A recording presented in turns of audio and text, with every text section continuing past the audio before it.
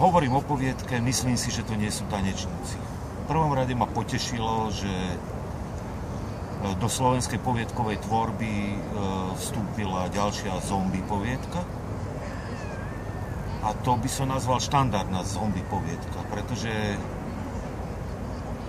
uvediem to na príklade. Ak pôjdem do cukrárne s tým, že si chcem kúpiť krémeš, viem, po čo tam idem, nečakám žiadne prekvapenie, čakám len, že spôsob, akým je ten krémeš urobený, nielenže dodrží technologické postupy vo všetkých aspektoch, ale treba, že ten cukrár do toho vloží dačo osobité, takže mi bude ten krémeš veľmi chutiť. Že fór je teda v tom, že aj pri dačom, čo nazvem štandardná zombie poviedka, nečakám zásadné prekvapenie, pretože ako milovník tohto subžánru viem, čo ma zhruba čaká, ale čakám, že všetky tie zložky, čo do toho vstúpia, budú v náležitom pomere a v náležitej kvalite. Je ten problém v tom, že pokiaľ nestavia na veľmi zásadných, buď to novátorských postupoch, alebo šokujúcej pointe, tak podľa mňa by mala stavať na, nazvem to, plíživej atmosfére. Takom pomalej hrôze, ktorá do mňa vstupuje, pretože tuná je poprvé zvolená R-forma rozprávania a ja spolu s rozprávačom som ten, ktorý vie všetky podstatné informácie, ktoré vedú k odhaleniu toho, čo sa deje, ale postaviť to nevedie. A potom to, čo mňa zaujme na takomto type poviedky, je skutočnosť, ako husne atmosféra. Ako sa to celé vrství, ako ja mám hrôzu za postavu, lebo ja viem, čo ju čaká a bojím sa za ňu. Je tam pre mňa, ja to mám pravda, že rád, sú tam erotické motívy, je tam také slovenské rustikálne prostredie, čiže je tam priehrada, sú tam bydláci, čo sú pri vode, všetko to pôsobí autenticky a má to veľkú šancu, aby to bol, neviem, či by som k tej poviedke povedal, že rovno, že briliant, ale aby to bol kvalitný produkt. Teda, aby to bol kvalitný krémeš, keď som začal s krémešom. Zjednodušene povedané, chýbajú tam písmená.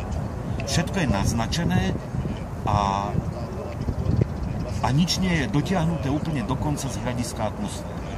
Teda, ak si dobre pamätám, má to 7 strán, sú tam dosť veľké medzery, čiže tých slov je v celku málo a len ma to vtiahne do deja, vtiahne ma to do naznačenej atmosféry a už nej vyleziem, lebo prichádza poenta a obaja hlavní, dúfam, že neprezrádzam poentu, obaja hlavní hrdinovia sú mŕtvi.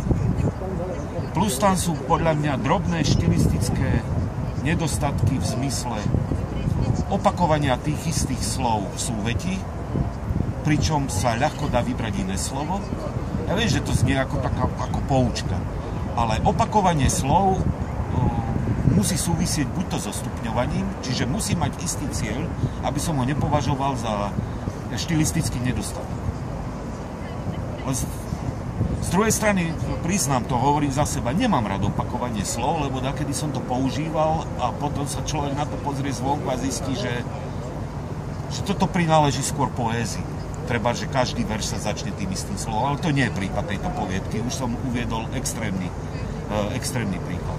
Ale je tam, že v súvetí napríklad je dvakrát to isté sloveso na pomenovanie činnosti, čiže nejakým spôsobom sa to nevyvíja, alebo bezdôvodne idú za sebou tie isté spojky, prípadne častice. Ale to sú drobnosti. Ja som presvedčený, že na tejto poviedke, keby človek, ktorý ju napísal, popracoval a viac sa zaoberal atmosférou, tak by to bolo veľmi príjemné hororové čítanie. John Lansdale. A on napríklad objavil subžáner zombie poviedky a to je, nazývajú to zombie western, to je dačo šialené. Vyšla v češtine po česky vyšiel preklad jeho najlepších poviedok, nespomeniem si, ako sa volá. A nič viac sa mi nedostalo do rúk, ale to je úplne šialené čítanie. A je to vtipné a je to zároveň desivé.